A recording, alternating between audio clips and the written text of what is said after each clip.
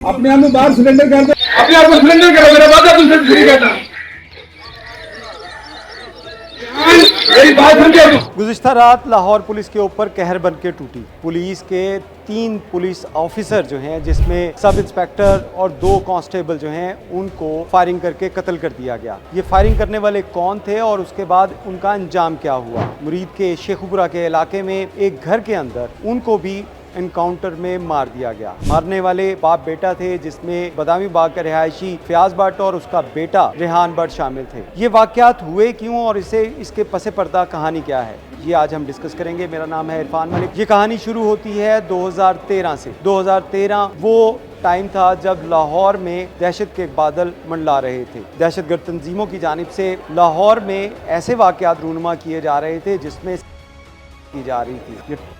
करने वाला रऊफ गुज्जर नामी एक मुलजिम था। उसी 2013 में CIA की जानिब से और उस वक्त के SP CIA उमर बेग की टीम की जानिब से और मुख्तलिफ कानून नाफिज करने वाले इदारों की जानिब से रऊफ गुज्जर को गिरफ्तार कर लिया गया। अदालत में मुकदमात चले और मुख्तलिफ जो मुकदमात में मिलिट्री कोर्ट में रऊफ गुज्जर को सजाए मौत दी गई, लेकिन अभी तक कानून के अंदर सुकम होने की वजह से इस सजाए मौत के ऊपर इम्प्लीमेंट ना हो सका और रऊफ गुज्जर को जेल में रखा गया। कुछ केसेस अभी भी अदालत में जेर समात हैं। इसी हवाले से आपको बताएं कि 2024 वो वक्त था जब बदामी बाग के एक छोटे से घर में, जहाँ पे फयाज भट्ट, उसके 2 बेटे, जिसमें एक फैज़ान भट्ट और एक रेहान भट्ट थे। फैज़ान भट्ट के बारे में ये कहा जाता है कि फैज़ान भट्ट जो था वो जुनूनी सी तबीयत का हामिल था और उसके लिए उसके पास वेपन भी होता था। बदामी बाग पुलिस ने ही 2024 में उसके ऊपर मुकदमात का इंदराज किया, जिसमें एक मुकदमा नाजायज़ असले का था तो दूसरा मुकदमा डकैती का दर्ज किया गया। इस मुकदमे में फैज़ान, जो बदामी बाग का रिहायशी था, उसको जेल में भिजवा दिया गया। जेल में जाने के बाद जेल, क्योंकि एक नर्सरी की कैफियत जो है वो बनती जा रही है मुल्ज़िमान के लिए, मुजरिमों के लिए, वहाँ पे उसकी फैज़ान की मुलाकात 2024 में रऊफ गुज्जर से हुई।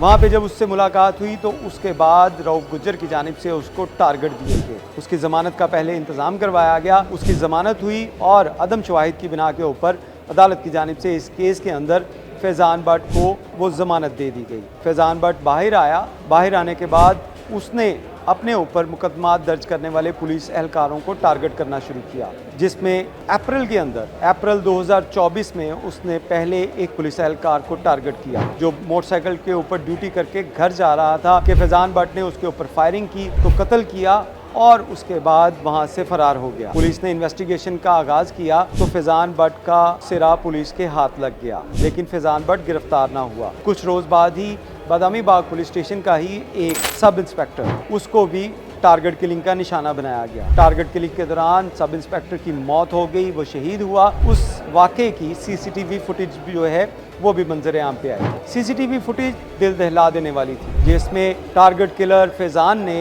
पुलिस सब इंस्पेक्टर को गोलियों का निशाना जब बनाया तो उस दौरान उसकी अपने मोबाइल से वीडियो भी बनाई। पुलिस इन्वेस्टिगेशन में ये भी चीज़ सामने आई कि फैज़ान के पास अपना एक हैंडी कैम भी था जो उसने अपने कॉलर के साथ लगा रखा था। वो तमाम शूटिंग और पुलिस एहलकारों की मौत जो थी वो उस कैमरे में रिकॉर्ड करता था। इसके बाद चंद ही रोज़ बाद एक और वाक़या हुआ।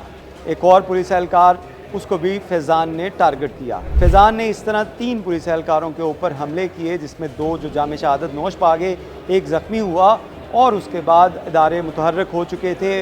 फैज़ान की लोकेशन ट्रेस करनी शुरू की गई। उस मोटरसाइकिल के ऊपर जिसको वो इस्तेमाल करता था उसको देखना शुरू किया तो ये ताने बाने DHA में एक घर से मिले। DHA में काउंटर टेररिज्म डिपार्टमेंट और कानून नाफिज करने वाले इदारों की जानिब से वहाँ पर रेड किया गया। इस रेड के दौरान फैज़ान भट्ट और उसके 3 साथी गिरफ्तार किए गए। 2024 में ही फैज़ान को पुलिस और कानून नाफिज करने वाले इदारे गिरफ्तार करने के बाद असलहा और जो बाकी उसका इक्विपमेंट था उसकी निशानदही के लिए ले जा रहे थे कि रास्ते में इनकाउंटर हुआ और इस इनकाउंटर के दौरान फैज़ान भट्ट और उसके साथ साथ उसके 3 साथी मारे गए। पुलिस ने मुकदमे का इंदराज किया और लाश जो है वो उनके फैमिली मेम्बर्स के हैंड ओवर की गई। फयाज भट्ट जो फैज़ान का वालिद था, उसका एक कम सिन बच्चा था जिसकी उम्र हार्डली 17 से 18 साल। 2024 में फैज़ान के भाई रेहान भट्ट की जानिब से इस वाक़े के ऊपर काफ़ी गमो गुस्सा पाया गया और उसकी जानिब से पुलिस एहलकारों को फ़ोन करके धमकियां भी देना शुरू की गई। 2024 में ही पुलिस ने फैज़ान भट्ट के भाई रेहान भट्ट की जानिब से जो धमकियां मसूल हो रही थी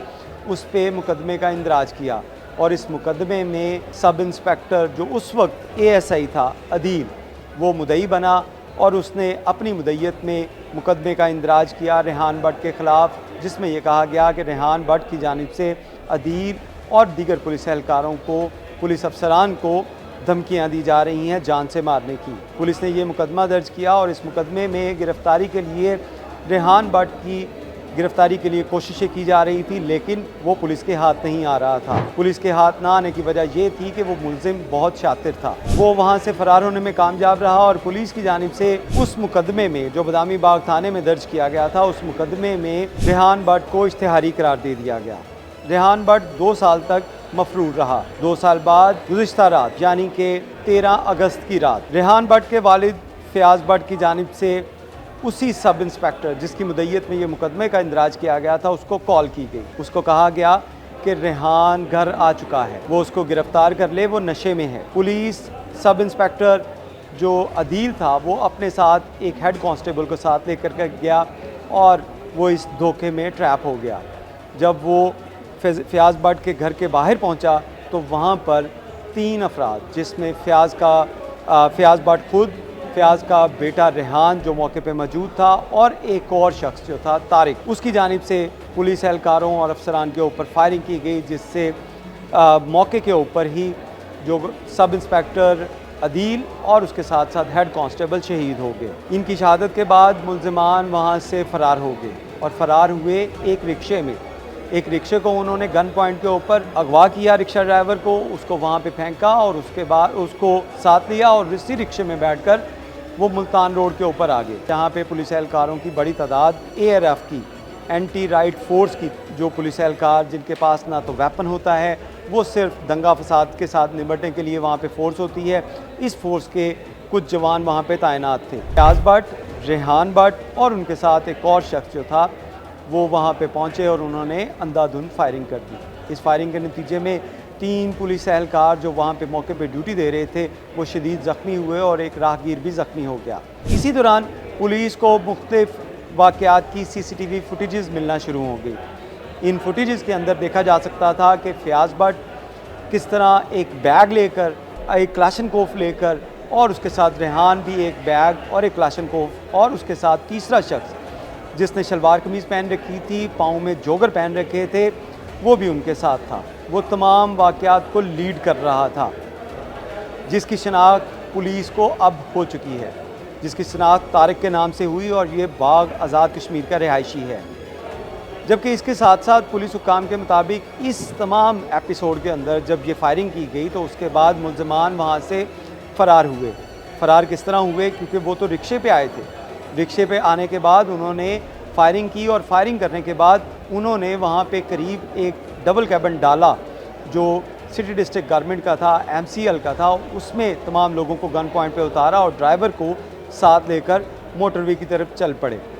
मोटरवे चौक पे पहुँच के उन लोगों ने मुरीद के का रास्ता लिया।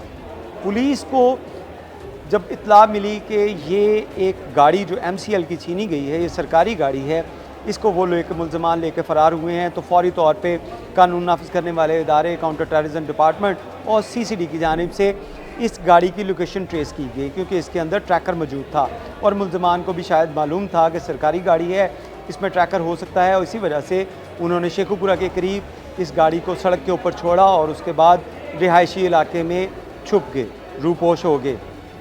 अब्दुल हफीज़ जो कि मुरीद के रिहायशी हैं, वो घर में आराम कर रहे थे अपने बीवी बच्चों के साथ कि इस दौरान उनके घर में 3 मुसल्लह अफराद, जिसमें फ़याज़ भट्ट, रेहान भट्ट और तीसरा तारिक जो बाग का रिहायशी था, वो उस घर में घुसे और उन्होंने तमाम अहले खाना को यरगमाल बना लिया, जिसमें 2 मासूम छोटे छोटे बच्चे भी थे। पुलिस को जब ये इत्तलात मिली तो पुलिस, जिसमें CCD और काउंटर टेररिज्म डिपार्टमेंट और शेखुपुरा की पुलिस जो है वो भी उस घर के उसको राउंड अप कर लिया। सुबह 5:30 बजे के करीब पुलिस को इत्तला मिली थी कि इस घर के अंदर मौजूद हैं, तो पुलिस वहाँ पे पहुँची और SP इन्वेस्टिगेशन, जिनका बड़ा इस वाक़े में रोल था, फ़रत अब्बास, उनकी जानिब से मुल्ज़मान से निगोसिएशन की गई। इस निगोसिएशन के दौरान मुल्ज़मान को बारहा ये कहा गया कि वो सरेंडर कर दें, लेकिन फ़रत अब्बास जो एसपी इन्वेस्टिगेशन थे उनकी बात मुल्ज़मान को समझ ना आई और उन्होंने जो बच्चों को यरगमाल बनाए रखा और उनकी जानिब से यही कहा जा रहा था कि अगर पुलिस ने एक भी कदम आगे बढ़ाया तो उसके बाद पुलिस को भून दिया जाएगा, जिस तरह उन्होंने पहले पुलिस एहलकारों के ऊपर फायरिंग की। अलीड की फ़ोर्स और उसके साथ साथ एसपी इन्वेस्टिगेशन समेत दीगर जो कानून नाफिज करने वाले इदारों के अफसरान और एहलकार, पूरी टीम जो थी वो इस इलाके में मौजूद थी। उनकी जानिब से मुल्ज़मान से नेगोशिएशन जारी थी कि इसी दौरान अलीड का एक जवान जिसने मौका पाकर हेड शॉट दिए और तमाम दोनों मुल्ज़मान को गोलियां लगीं और बच्चे बाहिफाजत वहाँ से बाजियाब करवा लिए गए।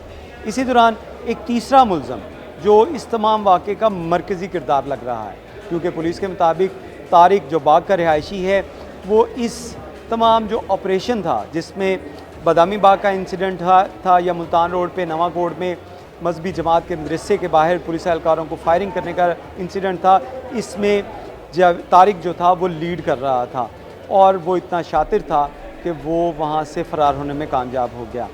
पुलिस की जानिब से फ़याज़ भट्ट और रेहान भट्ट दोनों की लाशें कब्ज़े में लेकर मुकदमे का इंदराज कर दिया गया।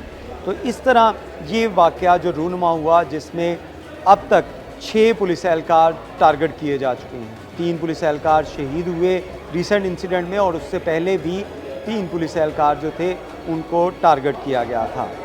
इस छोटे से घर में मौजूद अफराद जो इस कदर बड़ी कार्रवाई में मुलव्विस थे, इसके पीछे मुहर्रकात क्या थे ये अभी जानना बाकी हैं।